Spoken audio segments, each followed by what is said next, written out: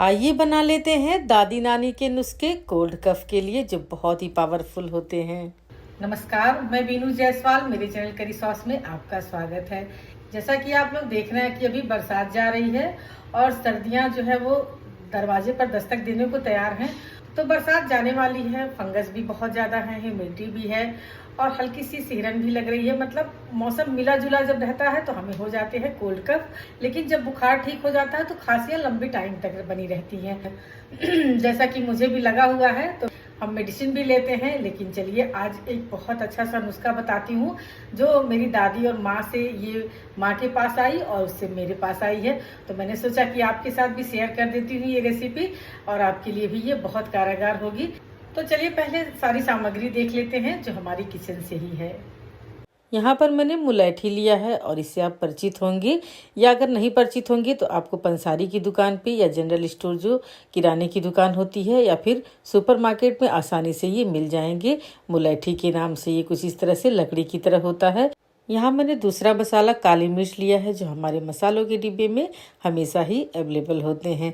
अब यहाँ पर मैंने ड्राई जिंजर पाउडर लिया है यानी सोंठ का पाउडर जो हमारे मसालों के डिब्बे में हमेशा ही होते हैं। और यहाँ पर मैंने दालचीनी लिया है। ये तो बहुत ही इम्पोर्टेंट मसाले होते हैं हमारे मसालों के डब्बे में। इनकी बहुत अच्छी जगह होती है क्योंकि इनके बगैर कोई भी सब्जी नहीं बन पाती। यहाँ पर हमने लिया है लौंग और ये सारे मसाले मैंने 2-2 बड़े चम्मच लिए हैं खाने वाले चम्मच से। यहाँ पर मैंने तुलसी की पत्तियाँ ली हैं और इनके औषधि गुणों को तो कौन नहीं जानता है। इन्हें मैं अक्सर चाय और काढ़े में ज़रूर इस्तेमाल करती हूँ और इनकी अलग से मैंने बहुत सारी पौधों को लगा रखा है अपने गार्डन में। अब हम गैस की फ्लेम जलाएंगे और एक पैन को रखेंगे और जब पैन गर्म हो जाता है अच्छी तरह से तब इसमें हम मुलैठी, दालचीनी, काली मिर्च और लौंग ऐड कर देंगे। और अब यहाँ पर हम तुलसी की पत्तियों को भी ऐड कर देंगे और इसे मिक्स करेंगे। तो जैसा कि आप देख रहे हैं कि इसे मैं अच्छी तरह से रोस्ट कर रही हूँ ताकि इसके अंदर से सारी नमी निकल जाए। और ये मसाले हमारी किचन में ही होते हैं जितने भी मसाले हैं, और सिर्फ मुलैठी मैंने मंगाई है और बाजार से। तो यहाँ पर मैंने स्लो कर दिया है गैस की फ्लेम को और इसे मैं धीरे धीरे भून रही हूँ। और ये सारे मसाले हमारे किचन में ही मिल जाया करते हैं। जैसा कि आप जानते हैं कि दादी और नानी और माँ हमेशा ही किचन के डब्बे से ही सारे मसालों से ही हमारे लिए आयुर्वेदिक दवाएं बना दिया करती हैं। जैसे कि कभी पेट खराब हुआ या कभी बुखार, सर्दी, खांसी हुआ तो इन दवाओं को हम अपने बच्चों को भी देते हैं और ये बहुत कारगर होते हैं क्योंकि ये सेफ होते हैं, घर के मसालों से बने होते हैं।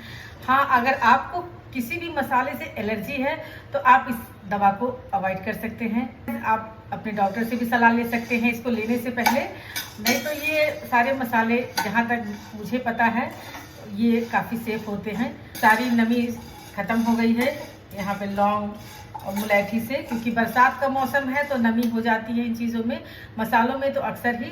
तो इन्हें हल्का सा गर्म कर लेंगे और ठंडा करेंगे तब ये आसानी से ग्राइंड हो जाएंगे। तो चलिए इसे हम ठंडा करते हैं और फिर इसे हम ग्राइंड करते हैं।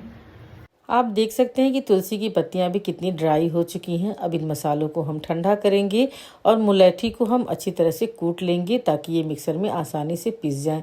तो यहाँ पर देखिए इस तरह से मैंने कूट लिया है और मुलैठी को हाथों से इस तरह से तोड़ लेंगे और इसी तरह खलबट्टे में कूट लेंगे। देखा आपने, ये बहुत ही हार्ड है, मिक्सर में नहीं पीस रहा था तो मैंने यहाँ पे अपने पास जो खलबट्टे है उसी में थोड़ा थोड़ा डाल करके इसको कूटा है, क्योंकि माँ इसको लोहे की खलबट्टे में एक साथ कूट के बनाया करती थी तो थोड़ा मुश्किल का काम है। लेकिन यहाँ ये इस तरह से टूट गए हैं, आप देख सकते हैं। और इसे अब मिक्सर में पीसना आसान हो जाएगा।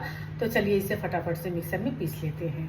यहाँ पर काली मिर्च और दालचीनी को मैंने पहले से क्रश कर लिया है और इसमें मुलैठी के ये जो टुकड़े हैं इन्हें डाल करके हम अच्छी तरह से ग्राइंड करेंगे। तो ये कुछ इस तरह से पीस करके तैयार हो गए हैं, देख सकते हैं आप। और इसे बारीक सी छन्नी में डालूंगी तो मैं इसी से चालती हूँ इसको, और ये बहुत बारीक सा पाउडर छन करके तैयार होता है। तो आप घर में जो भी बारीक सी छन्नी हो उसका इस्तेमाल करें और इस तरह से इसे छान लें। आप देख सकते हैं कितना अच्छा पाउडर फॉर्म में ये हो गया है। इसे अब हम दोबारा से पीस लेते हैं और उसके बाद इसे हम फिर से छान लेंगे। इस तरह से हम इसे 3 बार दोहराएंगे। तो यहाँ पर आप देख सकते हैं कि मुलैठी के रेशे को हम यहाँ पर बाहर निकाल देंगे, इसे चाल लेंगे, फिर से पीसेंगे और फिर चाल लेंगे और आप देख सकते हैं इस तरह से खड़े भाग को हम साइड में रखेंगे और ये हमारा औषधि रूप में पाउडर फॉर्म में तैयार हो गया है। अब इसमें हम सोंठ पाउडर को मिक्स कर देंगे और अच्छी तरह से इसे हम मिला देंगे इसी पाउडर में, और इसके बाद इसे हम अब साइड में रखते हैं। तो देखिए इसे मैंने 2 से 3 बार चाल लिया है बहुत अच्छी तरह से, और ये जो मोटे पार्ट बच जाएंगे इन्हें हम फेंकेंगे बिल्कुल भी नहीं। जब भी आप काढ़ा बनाइए, चाय बनाइए, तो इसमें से थोड़ा सा डाल देंगे तो आपके काढ़ा और चाय बहुत ही अच्छा बनकर तैयार होगा, और वो भी कोल्ड कप में उतना ही फायदेमंद होगा जितना कि हमने छान करके ये चूरन रखा है। तो यहाँ इसको भी एयर टाइट कंटेनर में रख देंगे, और जब भी आप काढ़ा बनाएंगे तो ये आपके काम आएगा, क्योंकि ये सालों साल तक खराब भी नहीं होते हैं। तो आप इसे एयर टाइट कंटेनर में रख सकते हैं। तो चलिए अब इसे साइड में रखते हैं, और पाउडर को कैसे खाना है और कोल्ड कप में कैसे आराम देगा इसका तरीका भी बता देती हूँ। यहाँ पर हमारा बहुत ही पावरफुल दवा तैयार हो गया है कोल्ड कफ के लिए।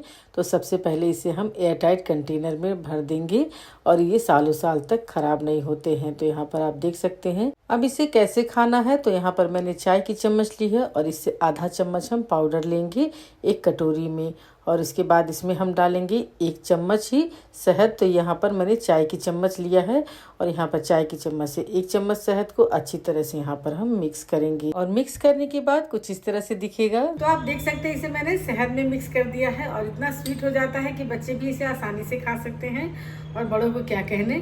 तो इसे हम बस ये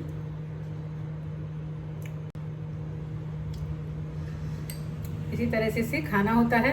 पसंद आए ये नुस्खा मेरा तो बनाइएगा जरूर, और मुझे कमेंट सेक्शन में जरूर बताइएगा कि इसको खाने से आपको आराम मिला। मुझे इंतजार रहेगा आपके कमेंट का। अगर आपको पसंद आए मेरा ये नुस्खा तो चैनल को लाइक सब्सक्राइब करना नहीं भूलिएगा, बेल आइकन जरूर दबा दीजिएगा। इसी तरह की बहुत सारी इंटरेस्टिंग रेसिपी के साथ फिर मिलती हूँ। नमस्कार।